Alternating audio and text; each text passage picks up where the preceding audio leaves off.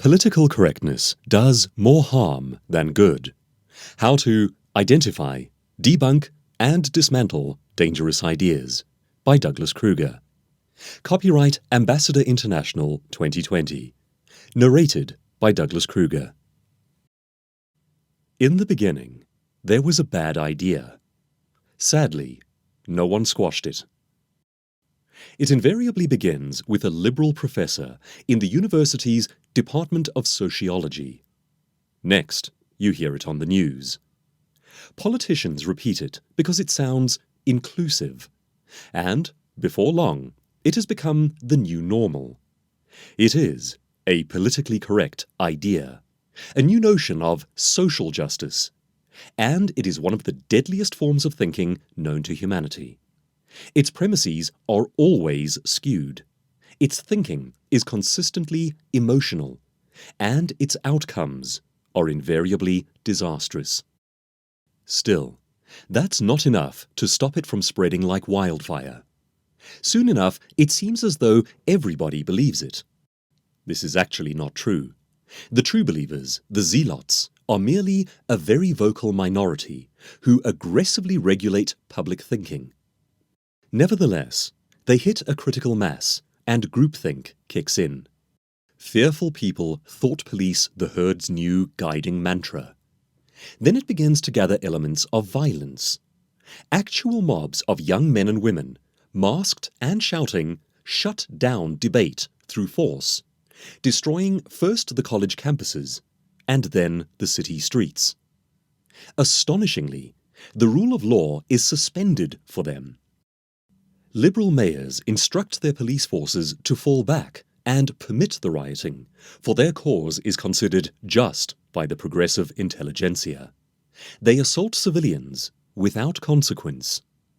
That is when the idea begins to collide with us, with you and me, mothers, fathers, families, business owners, going about our lives. The new wave of ideology crashes over our unsuspecting worlds.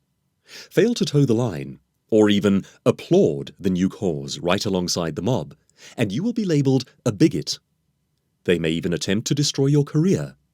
Yet something about it seems off to you.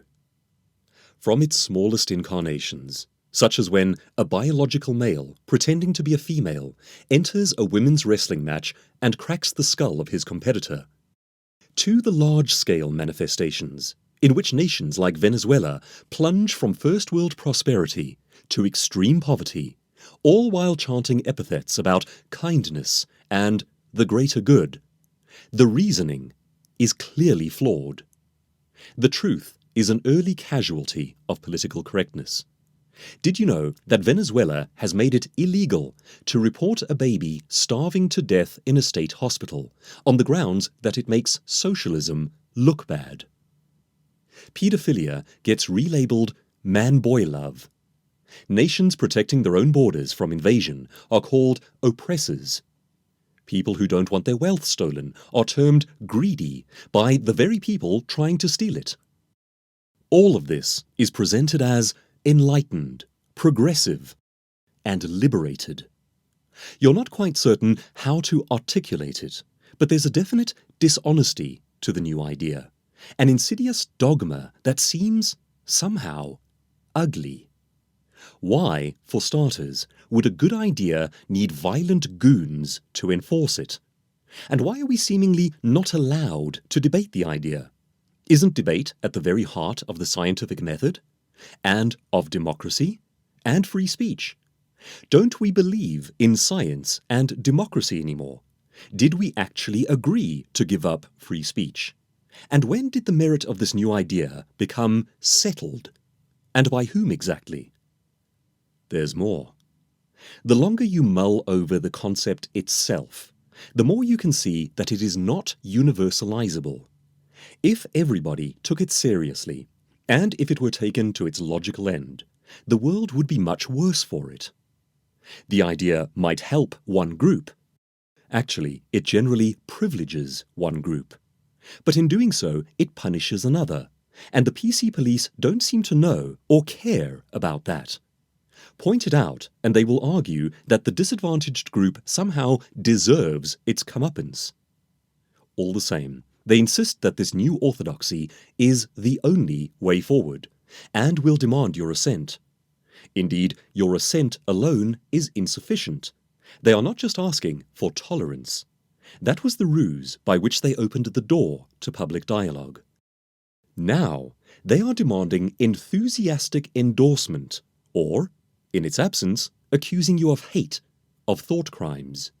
You may speak out against the new orthodoxy, only at your great peril. Still, after their violent and all too personal hailstorms have passed, this much remains. It's plainly a bad idea. So now what? If an idea is fundamentally wrong, then it can be challenged. And if you care for human welfare, and if you respect truthfulness, then you should challenge it. And if enough of us stand up and challenge bad ideas, society discards them. This book shows you how to do that. You will need 3 things. 1. Knowledge about what is precisely wrong with the idea and the ability to articulate it clearly. 2. Courage to speak up, at which point you will find that you are not alone in your reservations about the bad idea after all. 3. Understanding about what you are fighting for. It is not sufficient just to be opposed to bad ideas. You must be able to argue for their replacement with better ideas, and also actively champion such replacement. Losing arguments is not trivial. It can cost nations and lives. In 1953, Polish writer, poet, and Nobel laureate Czesław Miłosz wrote a book called The Captive Mind. He was living in Poland under the relentless tyranny of communist Russia, and he wrote the book in secrecy and at great personal risk. He described one of his laments about his fellow intellectuals in the face of tyranny. They were, he said, completely unable to respond to the arguments put forward by tyrants.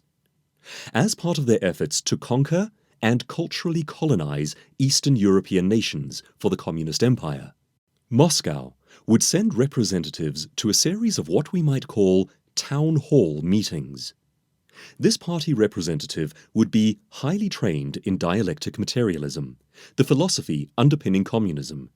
Basically, he knew how to speak political correctness in Polish. Miłosz points out that no one, himself included, was able to counter their arguments. The town hall meetings invariably ended with the highly trained Russian agent dismantling every objection against communism, one by one, and leaving the people baffled as to why they shouldn't simply submit to the obviously superior new system. The party representative explained that all this was simple science and merely the inevitable next step in history. Both claims were patently untrue. But the people present could not articulate why they were not true. Imagine not being able to adequately debate why communism was a bad idea, and look at the outcome. Yet that is precisely what happened. And although these nations were ultimately overpowered by military force, or liberated by military force if you prefer Soviet terminology, the job of the conquerors was made infinitely easier when an entire culture could offer no valid objections to the new ideology. By all means, conquer us. We see no reason why you shouldn't. Pause for reflection. Can you currently defend your own culture? If a usurping force were aggressively fighting to dismantle it, which I will demonstrate to you is the case right now, would you know what values, practices, beliefs, and norms might require protecting? And could you successfully argue for the superiority of these things over an alternative? It is concerning to reflect on the thought that if most of us were in that town hall today, we might fare no better. We must be able to argue against tyranny.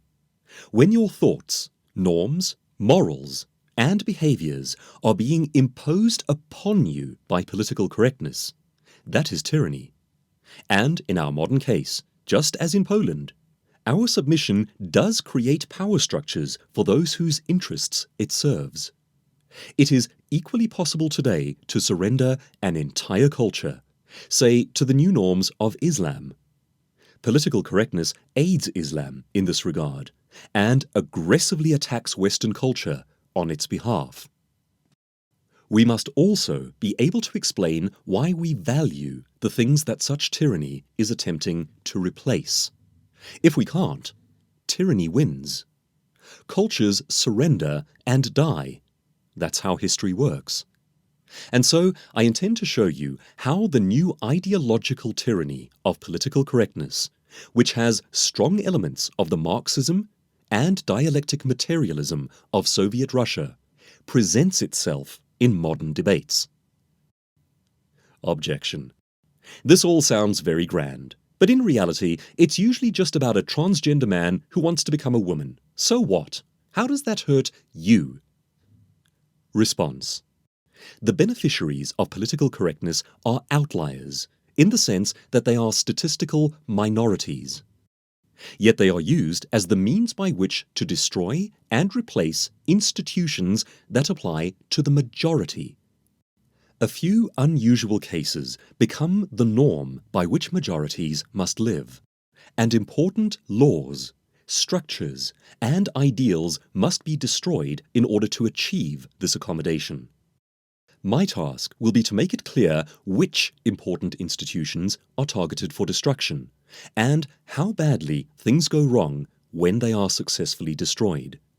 This is not merely about live and let live for a small and vulnerable group. Instead, it is about destroying an entire society on behalf of a few violent agitators. Political correctness is Marxism by stealth.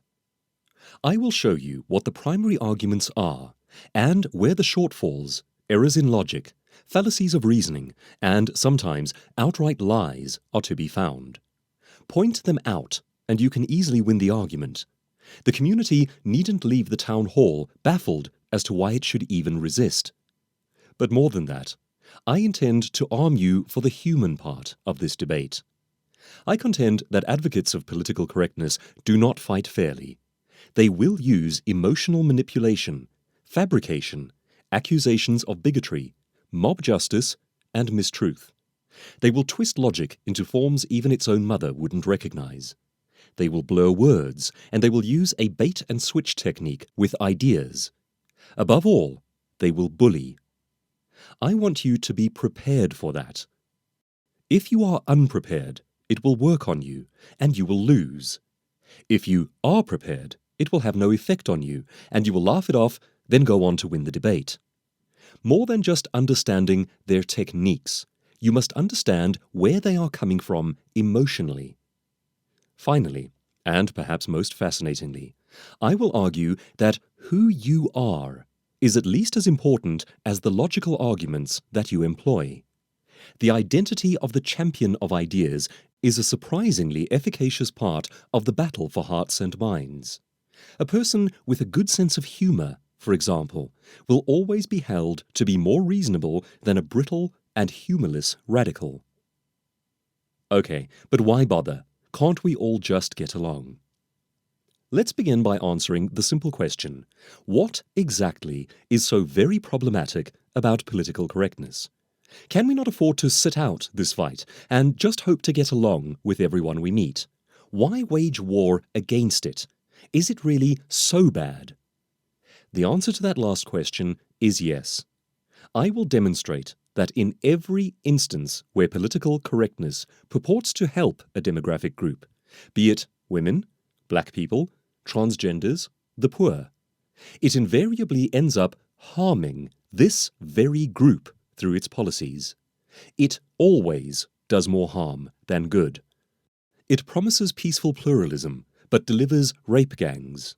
It promises kindness towards the homeless or the drug-addicted, but ends up vastly swelling their number. It hurts its own interest groups, and it hurts its host societies. When carried out as prescribed, political correctness transforms entire nations. It does profound societal damage. History reveals that it can even be murderous. Still, surely, live and let live? That is a laudable idea. The problem, which is one of the chief failings of political correctness, is that it does not work both ways. That which is deemed a politically protected minority group always, and we shall demonstrate this claim group by group, begins by asking for special protection from bullying, then ends up as the bully, begins by asking for respect for its own beliefs, then ends up disrespecting the beliefs of others. Take the example of what might easily be viewed as the most peace-loving, protective, humanitarian group imaginable, vegans. The point of veganism is ideological. Vegetarianism by itself aims for health. Veganism shares that aim but adds the desire for non-violence against all living things. However, on January 30th, 2018, Sky News ran a feature on the new, violent, vegan activists. Newspaper reporter and businesswoman Michelle Dewberry displayed a newspaper headline reading, "Farmers get death threats from violent vegan activists," and said, "Farmers are speaking to anti-terrorism police and asking how do they manage this rising threat from these vegan activists. I don't mind vegans' food choices, that's your choice, you eat what you want. But when you start forcing your belief on somebody else, I think it's absolutely wrong. By all means campaign or focus on the treatment of the animals in the food chain by these farmers, that's not a problem. But for me, when you start resorting to violence, you've just lost the argument, I'm sorry." This level of violence made headlines on an international news channel, and it proceeds from arguably the least violent, politically correct interest group. How much worse when the group is inherently proselytizing and believes that God has given them the mandate to crush competing ideas, using violence if necessary. Quran 8 verse 39 says, "And fight them until there is no fitna," disbelief and polytheism, i.e. worshipping others besides Allah, and until the religion, all of it, is for Allah. The kindliest killer around. As we set the scene for our battle, let me ask you a question. It is a bit of a bleak one, but it is also important. Which single idea has led to more human death than any other in all of human history? As a species, what is our most murderous concept? What would you currently guess? Did you say religion? That's a popular reflex answer, but it's also wrong by a very large margin. Nevertheless, if that was your answer, you would be in good company. Secular thinkers like Richard Dawkins and Sam Harris have written best-selling books arguing this case. Harris called religion the most potent source of human conflict, past and present. And yet, Planned Parenthood, an organization that performs abortions in the United States, has ended more human lives in the past 6 days alone than the entire Spanish Inquisition managed in 350 years. This puts religious violence into some degree of perspective. In Stealing from God, Frank Turek points out that over a period of 500 years, the Crusades, the Inquisition, and witch burnings, all taken together, were responsible for about 200,000 deaths. Yet in a period of less than 50 years, 1/10 of that time, abortion has killed over 60 million in America alone since Roe v. Wade. Still, abortion is also not our deadliest idea. It, too, lags behind our greatest killer. If we combine all deaths directly caused by religion, from the founding of Christianity, including the Roman slaughter of Christians, the spread of Islam, the Aztec sacrifices, the Crusades, the Salem witch trials, and so on, and pooled them all together, the estimated total comes to between 10 to 25 million. The international question and answer website Quora points out that higher estimates make the error of trying to include into this number wars that have been about resources, power, or political and border disputes. This error is perhaps understandable, as all through history, such wars have been waged by people who were religious, which in the pre-Darwinian era was everyone. It further points out that only about 7% of all wars in history were waged for religious reasons, accounting for some 2% of history's war deaths. Of those, half were Islamic. The one idea that outstrips religion as the greatest killer of human beings has a total death toll of over 100 million, and this was accomplished in just the past 100 years. In 2,000 years, all religions combined killed only a fraction of this figure. So, what is this deadly idea? The answer, surprisingly and counterintuitively, is equality. Equality is the idea at the heart of political correctness. It is also the deadliest notion we have ever had.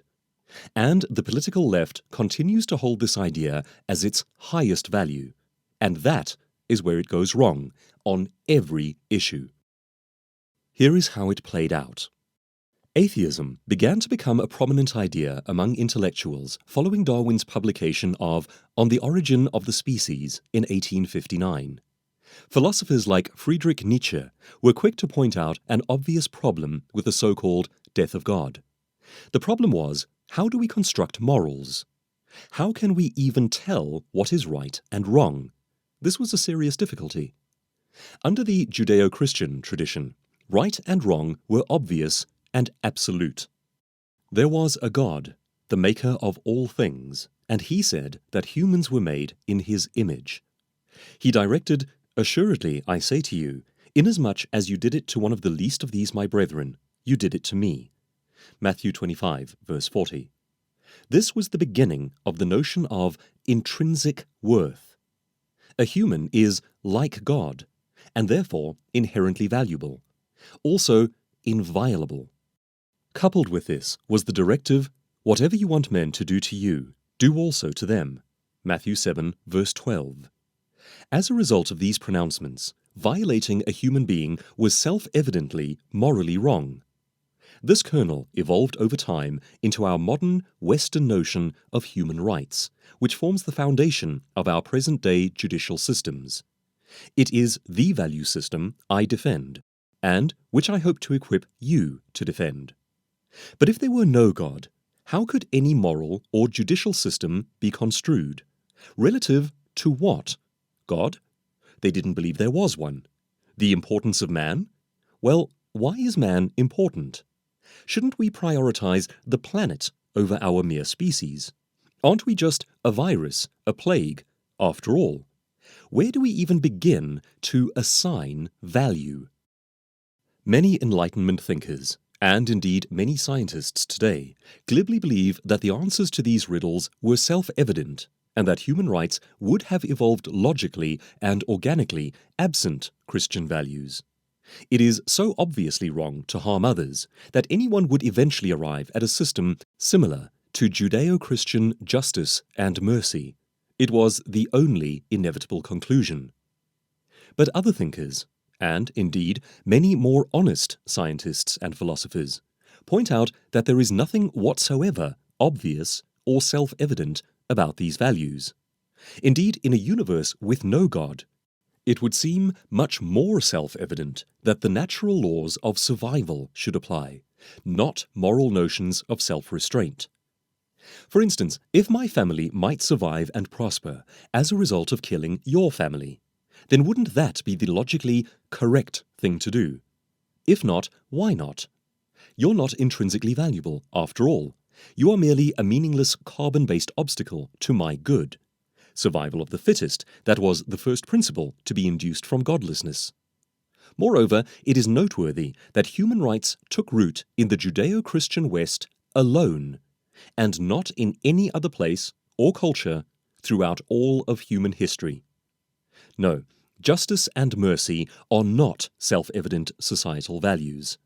Absent God, all things are relative, and everything is up for grabs. There is no obvious way of organizing a society. Karl Marx and his successors, like Lenin, attempted to solve this conundrum.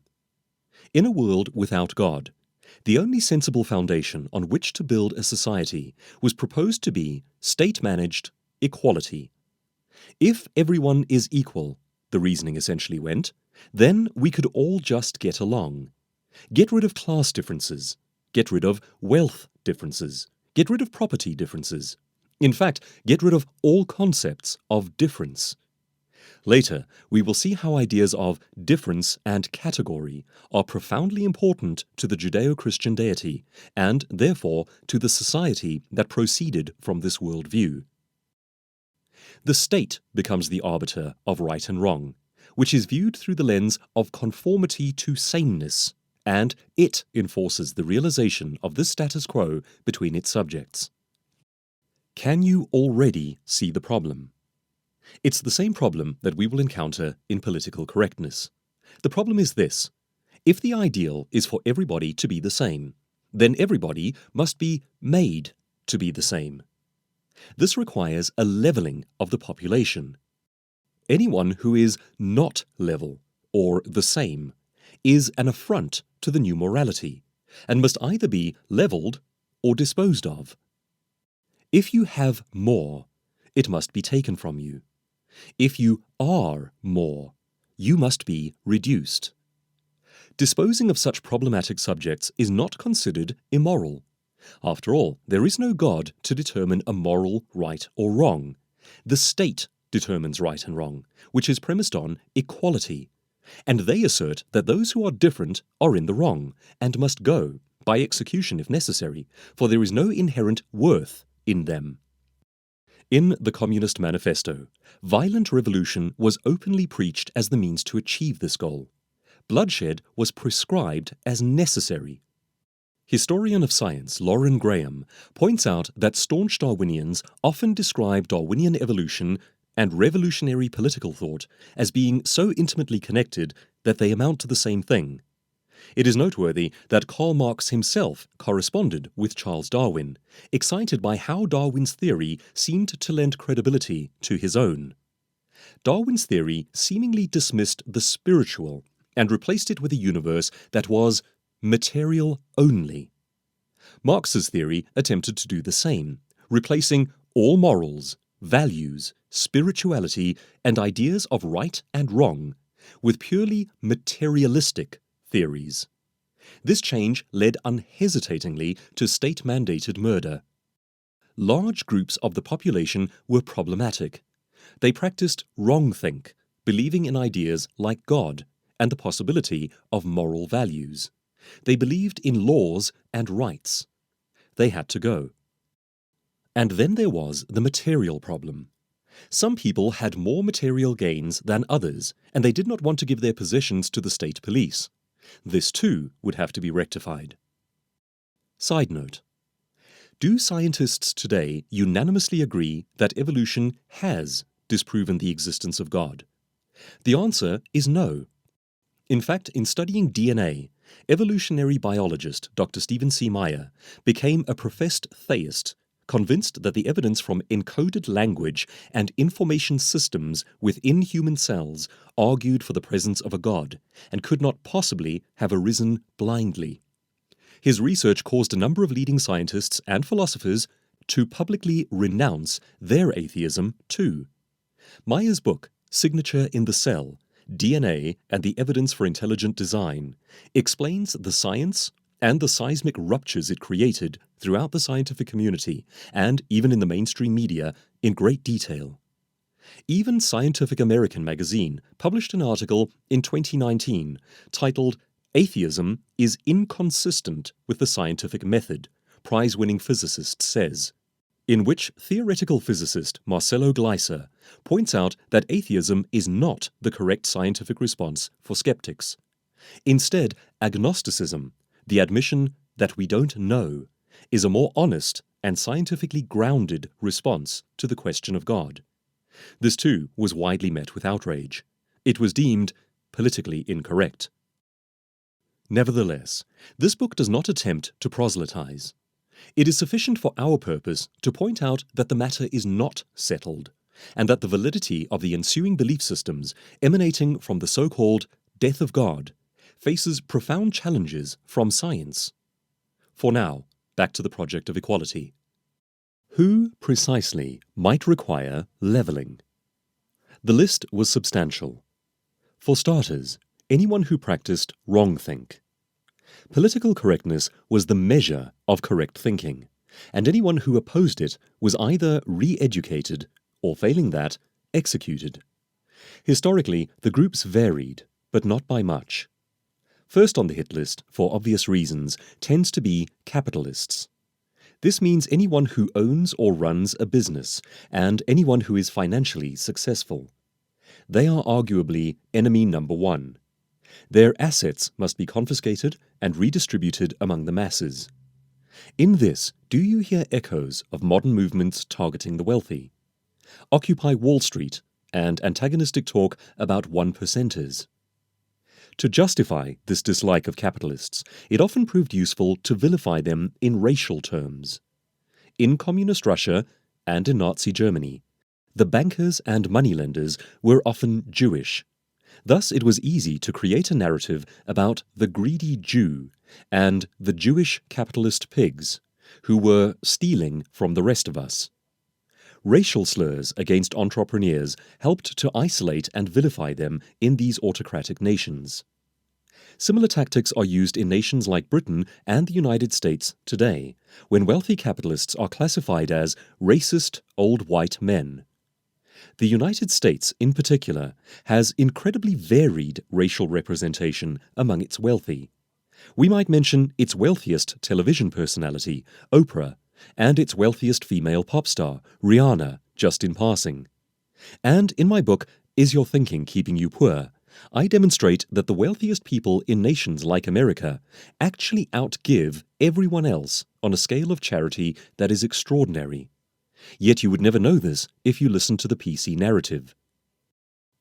Authors like Thomas Piketty, with his highly flawed, yet unfortunately very successful book, Capital in the 21st Century, have painted a dystopian picture of the evil and oppressive wealthy that makes for excellent soundbites on the news and inspires fanatical hatred of the rich.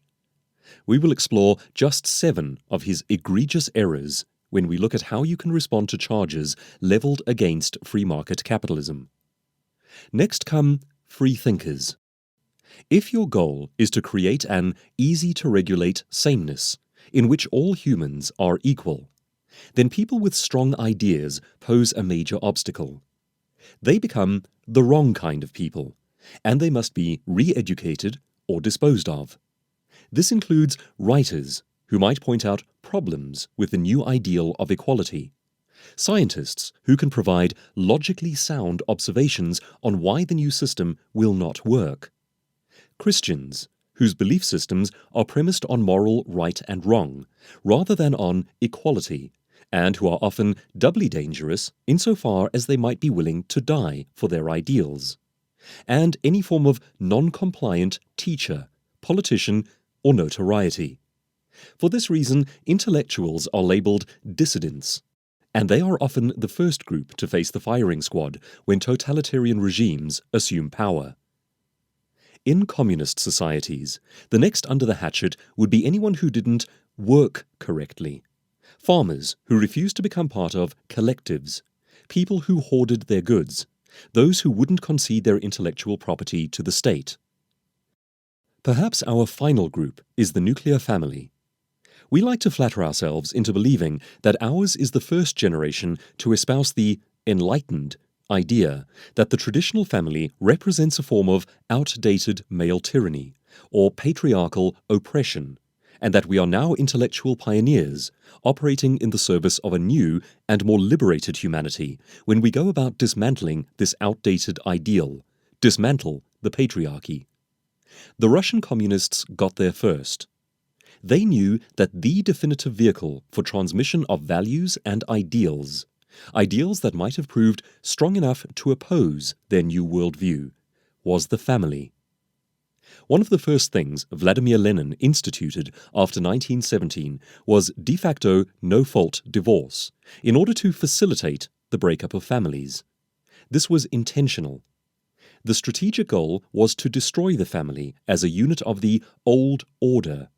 The technique for progressive revolution is family breakup. By contrast, the unit of the Western Judeo-Christian tradition is the strong and united family. The family is the primary source of strength, nurturing, growth, education, and dissemination of values for each generation. We will see later how important family is in the transmission of good values and how much damage we do when we dismantle the institution. By contrast, I view the gang as the unit of dissemination for criminality and destructive values. The Russian communist regime actively targeted the nuclear family in order to weaken and then reform society. Today, we in the West are volunteering ourselves for the same project, even though we have extensive research regarding how much harm we do to ourselves in the process. The modern liberal playbook, like communism, follows the exact same formula. The following is from Saul Alinsky's Modern Progressive Bible, Rules for Radicals, of which past President Barack Obama and Hillary Clinton were self-professed fans. The first step in community organization is community disorganization. The disruption of the present organization is the first step toward community organization. Present arrangements must be disorganized if they are to be replaced by new patterns that provide the opportunities and means for citizen participation. All change means disorganization of the old and organization of the new. In this manner, the Soviet Union put to death or killed via repressive policies no fewer than 20 million people. This is not counting the millions who died of starvation in the ensuing struggle to force the idea of communism to work. The Chinese communist regime murdered an additional 3 million people and killed a further 45 million via starvation. Other communist nations managed to push the ideology's total death toll over the 100 million mark. As historian and author David Satter observes in the Wall Street Journal, that makes communism the greatest catastrophe in human history. These staggering numbers represent real human individuals murdered in the service of a kindly ideal: equality. This system of equality openly labeled itself as socialism. Side note: the word socialism appears in all of the major murderous ideologies of the 20th century, and not merely the communist ones.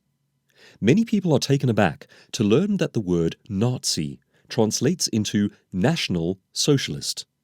Nazism was a different flavor of socialism, preferencing racial theories of group over individual rather than economic theories of group over individual. But it was socialism nonetheless. It did the same thing, denying the sanctity of the individual, elevating the importance of the group. This is always the recipe for genocide. Author and former policy analyst in the Reagan White House, Dinesh D'Souza, asserts, all the religions of the world put together have in 3,000 years not managed to kill anywhere near the number of people killed in the name of atheism in the past few decades. Atheism achieved this through communism, which was based on equality. A compassionate and inclusive cancer. From the beginning to the end of these state murder sprees, the citizenry were taught politically correct ideas about how all of this was in the service of the greater good. Negate yourself. Act for the collective. They were policed in their thought and speech and made to conform in every way.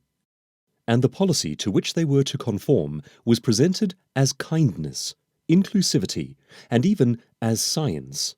It was all so very progressive. In many cases, both the citizens and the government officials genuinely believed that they were on the side of the public good and on the side of science.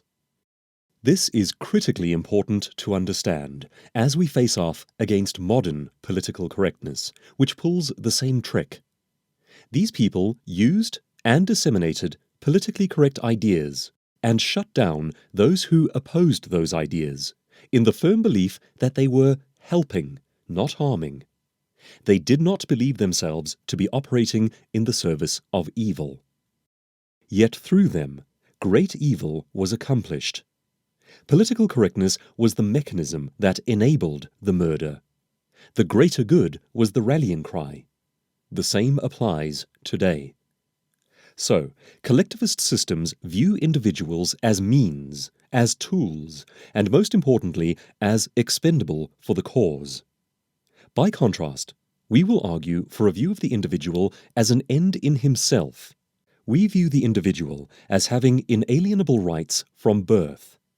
Collectivists consider an individual to be born into society, and society, therefore, to be their arbiter and the provider of their rights. By this latter measure, collectivist governments award themselves unlimited power. Our interest is in the sanctity and sovereignty of the individual and the limiting of state power. Objection. You're just trying to turn political correctness and communism into the same thing. You're blurring categories to make modern political correctness look more evil. Response. All collectivist systems, including communism and liberal democratic socialism, employ political correctness and always have. We can clearly equate political correctness with communism because that is where it originated. In a scholarly analysis of the roots of political correctness, published in the Journal of Social, Political, and Economic Studies, Frank Ellis states, "But long before Marcuse and Derrida, and a host of other new left and postmodernist writers were required reading on the campus, we find political correctness established as an ideological criterion of Marxism-Leninism. Official Soviet sources clearly show that the term was in use as early as 1921. The very term itself is a Soviet communist creation. To be politically correct is, by definition, to live up to a mode proposed by Communist Russia. Moreover, the same precise points are made by Polish author Ryszard Legutko, who lived under communist tyranny and sees their techniques rising again in modern political correctness. Legutko details the correlations in his book, The Demon in Democracy, Totalitarian Temptations in Free Societies, which opens with the lines, "This book is about the similarities between communism and liberal democracy. The idea that such similarities exist started germinating timidly in my mind back in the 70s of the last century, when, for the first time, I managed to get out of communist Poland to travel to the so-called West. To my unpleasant surprise, I discovered that many of my friends who consciously classified themselves as devoted supporters of liberal democracy displayed extraordinary meekness and empathy toward communism. I was unpleasantly surprised because it seemed to me that every liberal democrat's natural and most visceral response to communism should be that of forthright condemnation. A hypothesis came to my mind, that both attitudes, the communist and the liberal democratic, are linked by something more profound, some common principles and ideals. SWOT analysis for a species. Business leaders conduct this exercise regularly. If the entire human race were to perform a SWOT analysis in order to discover our own strengths, weaknesses, opportunities, and threats, we would determine two things under the threats column. The single most dangerous living organism for our species is the mosquito. It kills around 1 million of us each year. The single most dangerous word for us is equality. It is an idea that is utterly deadly to us. It is the most dangerous word there is for human beings. Whenever you hear high-sounding talk of society first and the individual second, of the greater good at the expense of just a few, you are dealing with the seeds of mass murder. And yet, in spite of its appalling track record, the concept of equality nevertheless requires some explaining. We think of it as inherently good. Surely, equal remains a laudable ideal. What is the alternative? Unequal? Surely that would be bad. Different types of equality. Using the word equality is a slippery slope, and we must pay close attention to how it is used in debate. Context is everything. In one sense, equality is very important. In the alternative sense, it is a killer. When arguing with the politically correct, you must be able to point out the difference between desirable equality and murderous equality. If you don't know the difference, it will be possible to trip you up in a debate using bait and switch. The first kind of equality is equality before the law. This is the idea that, regardless of your skin color, background, parentage, history, ethnicity, or affiliations, you should be treated equally by the legal system. You have rights, just as every other person has rights. This idea proceeds from the Judeo-Christian notion of inherent human value, coupled with the Greek tradition of democracy. Over time, these two schools of thought have been refined in the West, giving rise to our modern democratic and judicial systems. This type of equality is good, important, and necessary, and it has an excellent track record of success. Humans flourish where it is present. The second kind of equality is equality of outcomes. The second form of equality is popularly called social justice. Social justice is incompatible with legal equality and with legal justice. You can have one, or you can have the other, but you can't have both. Equality of outcomes is the idea that everyone should live equally and have the same. In its simplest incarnation, it is the kiddies race in which everybody wins. In its worst incarnation, it is the communist autocracy in which everyone shares equally in the yields. Calling for the right to live equally only makes sense in nations where some citizens do not enjoy equal legal rights. For instance, in certain Islamic states and some African nations, women still do not have the right to vote. In such places, a call for social justice actually makes sense, insofar as it is a call for equal legal rights for a certain group. Efforts of this nature warrant our support. In a nation where all citizens already enjoy equal legal rights, however, social justice must necessarily fight for something else. That something else is the right to live equally. To live equally, people must all have equally. To have equally, the population must be leveled, precisely as it was in socialist, communist nations. It is the same as saying, if 10 people compete in a race, everybody must win. The fact that some may do more preparation, or work harder on the day, or learn more technique through study, is irrelevant. Their outcome must be the same, or, per the philosophy of the social justice warrior, an injustice has occurred. As such, social justice is actually a call for injustice. It is a call for leveling. Leveling always requires theft, murder, hindrance, redistribution, unfair assignment, or displacement of some form. At the very least, it requires nullification of merit. It is a direct cheat against those who work harder, or make greater sacrifices, or invest more. Consider, if one man has more and one man has less, then social justice demands one of a few options. A part of what the first man has must be confiscated and given to the second man. This is theft, and it violates the first man's legal rights.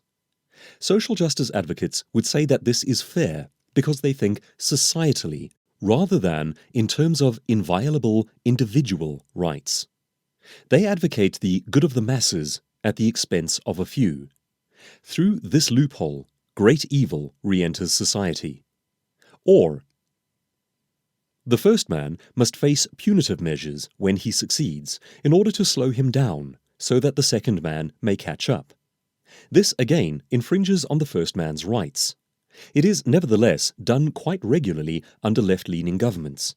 Its inevitable result is to disincentivize the successful, who often leave for the greener pastures of meritocratic societies, taking their capacities to generate and to innovate along with them. Or, the second man is given a sort of hand up in the form of government assistance. This option is the least problematic and can even be a laudable idea if done correctly. There is little downside to the state assisting, say, new business owners. The potential for injustice reappears, however, when the state does this at the expense of the first man. For instance, by forcing him to give away a part of his business. Once again, this transgresses the first man's rights and constitutes legal gangsterism. Nevertheless, it is also fairly common in left-leaning nations, where it is positioned as the kindly thing to do. We must point out that it is not kindness when it is done by force of law and transgresses the sovereignty of the individual. The best book on this topic, Equal is Unfair: America's Misguided Fight Against Income Inequality, by Don Watkins and Yaron Brook. Group first, not individual first. So, we see that political correctness is thinking on a societal level, on a group level, at the expense of the rights and sanctity of the individual. Equality before the law equals real justice. Equality of outcome necessarily leads to legal injustice. When debating with advocates of political correctness, make sure that you clearly define justice and equality. These words sound self-evidently good, but there are good and bad versions of them. Debate tip. Use the same technique against the progressive. Ask, do you believe in justice? In so doing, lay the groundwork for agreement with your premises. Then properly define justice as being vested in the rights of the individual. Understanding some of the terminology. Liberals and classical liberals. Objection. But even they call themselves liberals. Liberal means free. It means the opposite of tyranny, the opposite of ideas like communism. How could you possibly say that such people, or their language or ideas, are working in the service of tyranny? Response. There is a difference between a classical liberal and the progressive liberal of today. The classical liberal was defined by the guiding mantra, "I may not agree with what you say, but I will fight to the death for your right to say it." The modern progressive liberal generally no longer defends this idea.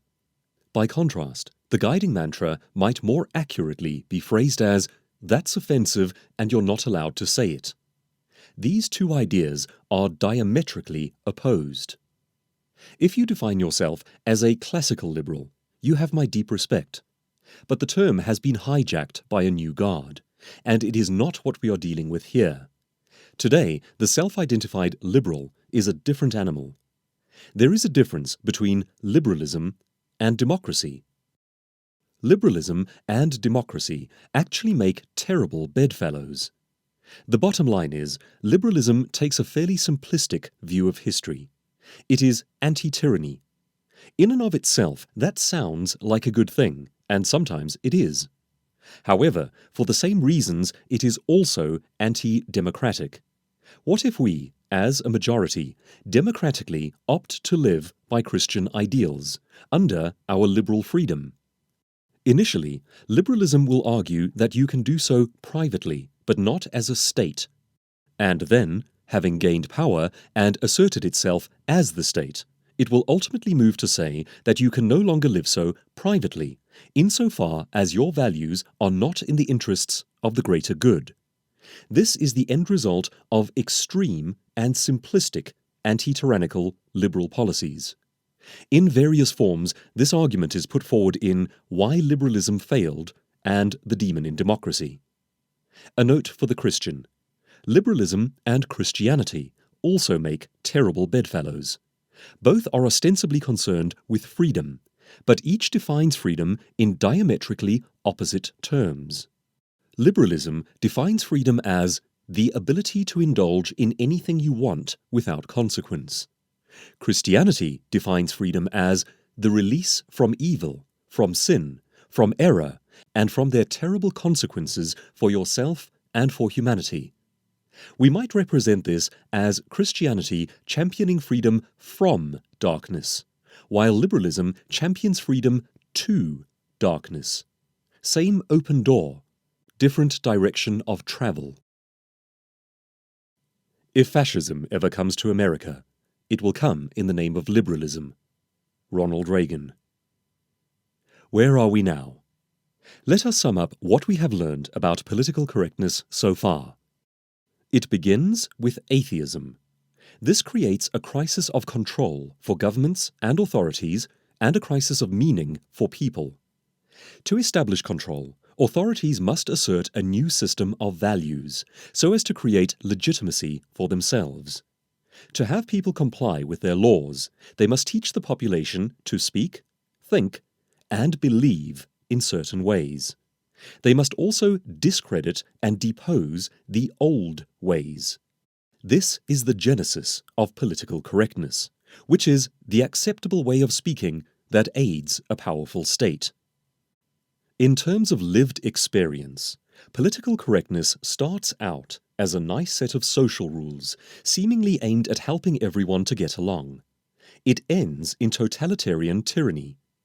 It starts with the guiding assertion, to be part of an inclusive and peaceful society, you must diminish your individual importance and think about the group as a whole. Just obey this little rule. After all, it's for the greater good, and aren't you a decent enough person to care about the greater good?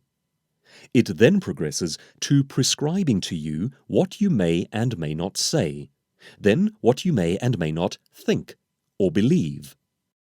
It ends with governments getting rid of the wrong kind of people who believe all the wrong kinds of things, all in the service of this greater good. Tyrannies need political correctness in order to create their version of peaceful, harmonious societies. These societies are defined by the absence of resistance. They are pointedly not defined by moral excellence. Moral excellence is, in fact, a hindrance to a society based on equality.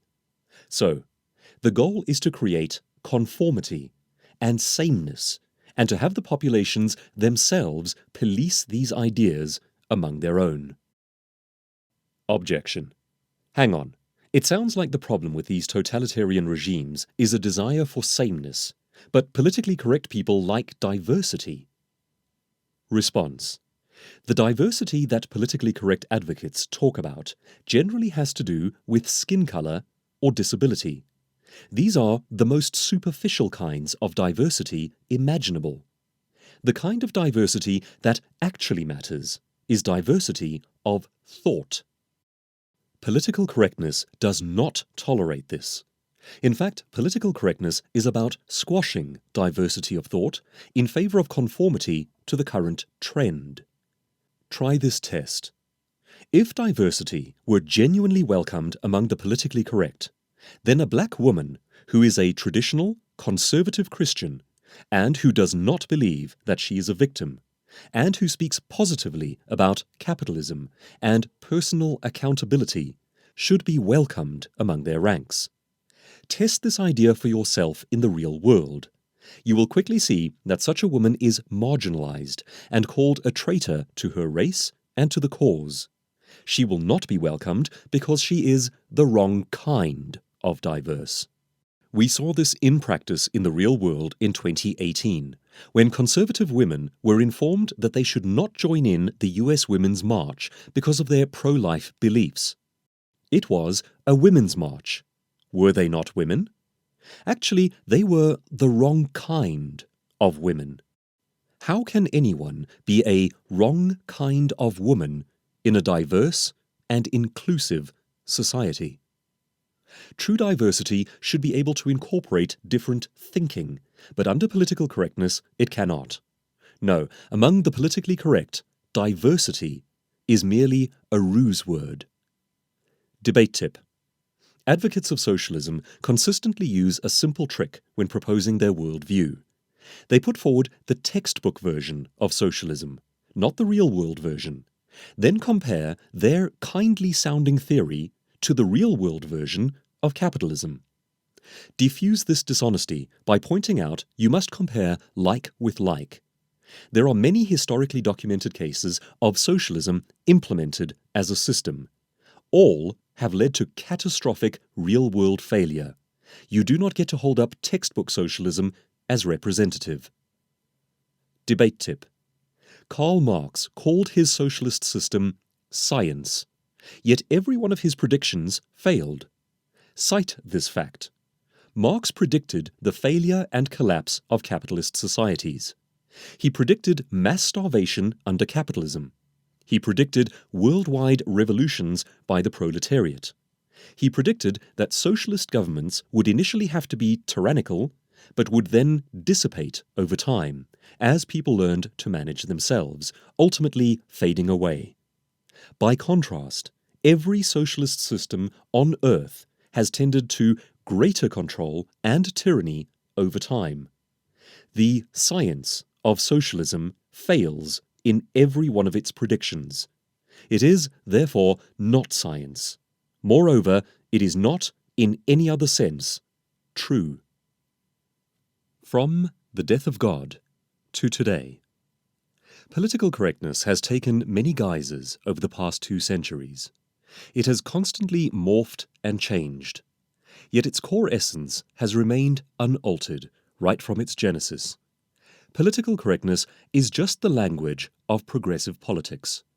It begins with atheism and the search for a new kind of meaning, outside of the old paradigm, in which humanity tried to live up to the ideals of God. It then morphs into the social propaganda used to try and shape societies in a post-God era. That's all political correctness is. It is the prevailing and trendy language and the prevailing and trendy ideas derived from academia and then spread to the rest of us in the service of the latest progressive fad. And there have been many fads, each more disastrous than the last. Let us take a quick tour of the main ones. Fads and trends in progressive thinking. US progressives, slavery, eugenics, and Nazism. Hot on the heels of Darwinism and the subsequent crisis of faith, genetics became the great and leading hope for progressive thinkers of the late 20th and early 21st century. Perhaps meaningfulness might now be found within the DNA. And maybe some people were better than other people on demonstrable scientific grounds, based on their genetic inheritance. Perhaps we could form a ruling elite, an oligarchy of benevolent experts who would then guide humanity toward utopia. It is no accident that the 2 great ideological catastrophes of the previous century, Nazism and communism, together responsible for a total death toll running into 9 figures, arose at more or less the same point in history. This is not coincidental. It is because both proceed from the same crisis of meaning following the death of God. One school of thought believed that egalitarian social philosophy might solve the problem. It evolved into communism. The other believed that science would provide the answers. It evolved into theories of race. These theories led first to eugenics in the United States, and then later to Nazism in Germany. The Liberal Democratic Party of the United States, which today still identifies itself as the Progressive Party, has a history that few are aware of. Given how vitriolically they denounce racism today, one might assume that the human rights crimes of slavery and eugenics were Republican conservative crimes. They were not. They were squarely liberal progressive crimes. In a tour de force of facts, names, dates, and places, political and historical commentator Dinesh D'Souza shows how the Republican Party, primarily conservative and Christian in its makeup, fought tooth and nail against both slavery and eugenics, and, as a result, against the Progressive Democrats. In The Big Lie, Exposing the Nazi Roots of the American Left, D'Souza points out some fascinating and underappreciated facts about the differences between conservative Republicans and liberal progressive Democrats concerning slavery and eugenics, both of which were justified on progressive theories of racial superiority. Here are some key observations. At the time of the Emancipation Proclamation, which legally freed predominantly black slaves in the United States, not a single Republican leader owned a slave. Not even one. In 1860, the year before the Civil War, all 4 million slaves were owned by Democrats, every one of them. This fact caused outrage on the left when D'Souza's book was published. Since then, despite spirited attempts, detractors have not found a single counterexample. The facts stand uncontested.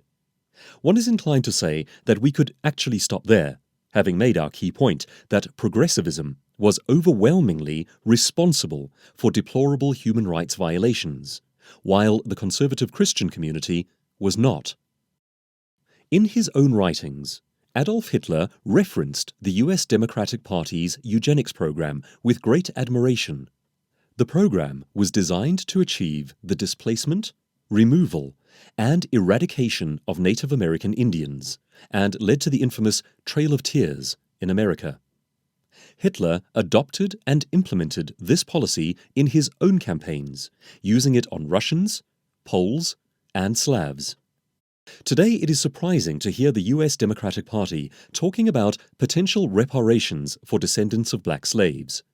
It is surprising because their own party has never taken accountability for their crimes, and even go so far as to blame the opposition for their own evils, speaking as though everyone knows that these crimes were committed by conservative Christian Republicans. They were not. The Nazi Nuremberg laws were directly modeled on the segregation and anti-miscegenation laws implemented in the Democratic South. Nazi eugenicists openly wrote about their adoption of these policies from US Democrats. Eugenics and social Darwinism were more prevalent in progressive America in the early 20th century than they were in Germany. D'Souza observes, Margaret Sanger, the founder of Planned Parenthood, and her fellow progressive eugenicists didn't get their ideas about killing off genetic undesirables or preventing their births from the German Nazis. The Nazis got them from the American progressives. D'Souza goes on from his observations about slavery and eugenics to link progressive thought squarely with the advent and uprise of fascism and Nazism. Here are some of the key points which emerge from his detailing of the history. Benito Mussolini and Adolf Hitler admired the Democratic Party, and the fascists and National Socialists identified themselves, by their own words and founding documents, with the progressive left. Leftist philosophers have intentionally, if covertly, promoted and justified Nazi tactics and the fascist ideal of the all-powerful centralized state. The anti-free speech, anti-capitalist, anti-religious liberty, pro-violence, pro-abortion Democratic Party is a National Socialist, Nazi, party in everything but name. D'Souza comes to the conclusion that the progressives in the US have committed one of the biggest acts of malicious transference, the act of blaming the victim for the crime, in human history. Today, they portray themselves as the party of emancipation, equality, and civil rights. In fact, they were the party of slavery, eugenics, Jim Crow, and the Ku Klux Klan, the domestic terrorist arm of the Democratic Party. They vehemently opposed the civil rights movement, but now take credit for it. The brazenness of this lie, once you examine the history, is breathtaking. Another good book on this topic is Liberal Fascism: The Secret History of the American Left, From Mussolini to the Politics of Change, by Jonah Goldberg. Debate tip: modern talk of restitution? Perhaps it's not a bad idea. The Democratic Party should indeed take accountability for its racial crimes. The same does not apply to their opposition, who paid with the lives of their sons to end slavery. Objection. If America is so good, why didn't the Founding Fathers just ban slavery from the outset? For that matter, why doesn't God just ban slavery in the Bible? The fact that neither does so in their foundational documents shows them both to be deeply racist. Response. Actually, both the Founding Fathers and the Bible did ban slavery. They both faced the same formidable problem. They both solved it in the same ingenious way, and both are to be lauded for their success. Let's begin with the Bible. Consider the problem from God's perspective. You select a group of people to be your chosen representatives. They are responsible for spreading ethical monotheism, but they live in ancient Mesopotamia, where slavery is the norm. If you simply and unilaterally tell them, "Here's your new religion and all its rules," it explicitly states that you may not have slaves. These people will utterly reject the religion right from the start. Your rules prohibiting slavery will never have the chance to take effect. Nevertheless, the Bible cleverly introduces the conditions by which slavery is ultimately rendered impossible for anyone who follows biblical teachings. As far back as the Noahide laws in Genesis, which predate even the Ten Commandments, God provides the instruction that no one is permitted to take or to steal another person. The penalty for taking another against their will is death. This already precludes the possibility of obtaining slaves. Next, it was mandated that existing slaves also celebrate Sabbath and be permitted to rest on that day. Why is that significant? Because the entire Sabbath tradition follows this line of thinking. God made the universe. On the seventh day, God rested. You are made in the image of God. To acknowledge this fact, you too will rest on the seventh day. And by the way, so will your slaves. What is the logical inference? It is this: your slaves are also made in the image of God. You can almost picture two ancient Jews haggling over this troublesome Torah assertion. But if they too are made in the image of God, then we are enslaving someone who bears God's image. That's a problem. Yes. Yes, it was. And the problem was later compounded by the teachings of Jesus, who not only further embedded the made in the image of God narrative, but added anti-slavery sentiments in the form of utterances like, "He has anointed me to proclaim liberty to the captives," Luke chapter 4:18, followed by behavioral prompts about how we should be like him. What a brilliant way of ensuring that a group of people accepts the new religion, while simultaneously making it untenable to continue to practice slavery. Taken cumulatively, this is why Judeo-Christianity has been the number one opponent of organized slavery throughout history. The American Founding Fathers faced a similar dilemma, and they solved it in the same way. Recall that they had just concluded an 8-year-long bloody war with the mightiest empire on earth.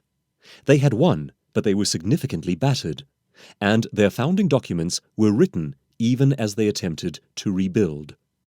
The Founding Fathers succeeded in having all 13 original states agree to joining the Union, much like getting the Jews to accept ethical monotheism. Had they forbade slavery right at the outset and attempted to enshrine this prohibition in their founding documents, many of the states would simply never have joined. Result? Cause lost. Instead, they wisely permitted all states to join the Union, regardless of their slavery status, and also inserted some clauses that would ultimately make slavery untenable, such as, "We hold these truths to be self-evident, that all men are created equal, that they are endowed by their Creator with certain unalienable rights, that among these are life, liberty, and the pursuit of happiness. That to secure these rights, governments are instituted among men, deriving their just powers from the consent of the governed. Read those words carefully. They cannot accommodate slavery, and they cannot tolerate its continuity. They ultimately must, and indeed they ultimately did, lead to abolition. So, both the Bible and the US Founding Fathers faced the same dynamic concerning slavery. Both solved it in the same sneaky, brilliant, and ultimately effective way. The average person's reaction to these ideas? I'd never thought of it that way. And that represents a failure of the West to teach its own values to its children. Perhaps that is what happens when political correctness insists on removing dead white males from its curriculum in order to teach third world, feminist, or homosexual history and literature instead.